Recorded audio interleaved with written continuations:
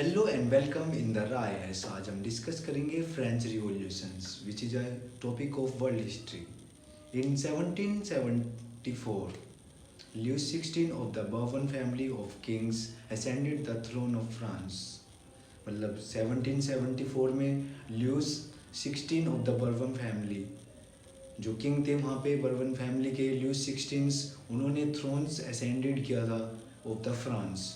The French Revolution was a time of social and political upheaval in France and its colonies that began in the 1789 and ended in 1799। जो French revolution था वो एक time है जिसमें social और political upheaval थे in France में and it's colonies में, जो उसकी कॉलोनीज़ थी, जो बिगेन हुआ था 1789 में एंड एंडेड हुआ था 1799 में।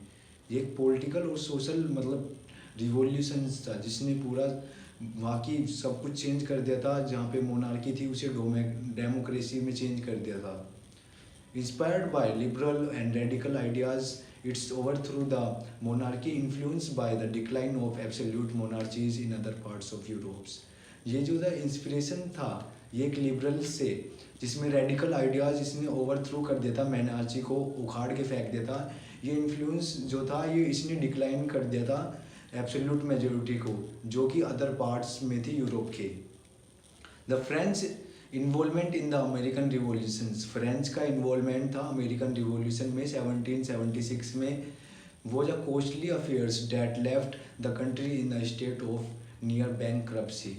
जब फ्रेंच ने इन्वॉल्वमेंट किया था अमेरिकन रिवॉल्यूशंस में 1776 में, उसकी वजह से कॉस्टली मतलब बहुत ज़्यादा खर्चा हुआ था फ्रेंच का, जिसकी वजह से पूरे देश को बैंकरप्सी के पास में आ गया था। बैंकरप्ट होने वाला था फ्रेंच उस टाइम पे, इतना ज़्यादा खर्च कर दिया था फ्रेंच ने अमेरिकन रिवॉल्यूशन में। Empty royal coffers, poor harvest and rise in food prices had created feelings of unrest among the poor rural and urban populace. मतलब इसी की वजह से रॉयल जो एम्प्टी जो रॉयल खजाना था, कोफर्स थे वो खाली हो चुके थे। जो पुअर हार्वेस्ट जो हुआ था ग्रेन्स वो बहुत पुअर थे एंड राइस के प्राइस बहुत हाई हो गए थे and created feelings of unrest among the people, the rural people and urban populace. मतलब बहुत ज़्यादा फीलिंग्स, वो अपने आप को सेफ नहीं समझ रहे थे क्योंकि बहुत ज़्यादा प्राइजेस हाई हो गए थे हर चीज़ में। The matter was further worsen by the imposition of taxes that provided no relief. मतलब मैटर जो था ये जो बहुत ज़्यादा कंडीशंस बहुत ख़राब हो गई थी फ्रेंच की, उसमें एक बहुत ज़्यादा और ख़राब कर दी थी जब टैक्सेस इन्वॉल्व कर दिए थे, इम्पोज कर दिए थे लोगों पे, जिसकी वजह से उन्हें और कोई रिलीफ नहीं मिला। As a result rioting, looting and general strikes became the norm. इसी की वजह से रिजल्ट ये रहा कि राइटिंग होने लगी, हड़तालें होने लगी, विद्रोह होने लगा, जनरल स्ट्राइक्स होने लगी, लूटिंग होने लगी, झगड़े होने लगे, दंगे होने लगे। ये एक नॉर्मल सी चीज़ होगी थी उस टाइम पे जब फ्रेंच रिवॉल्यूशन स्टार्ट हुआ था। Causes of French revolutions of 1789। Causes क्या है फ्रेंच रिवॉल्यूशंस के 1789 में?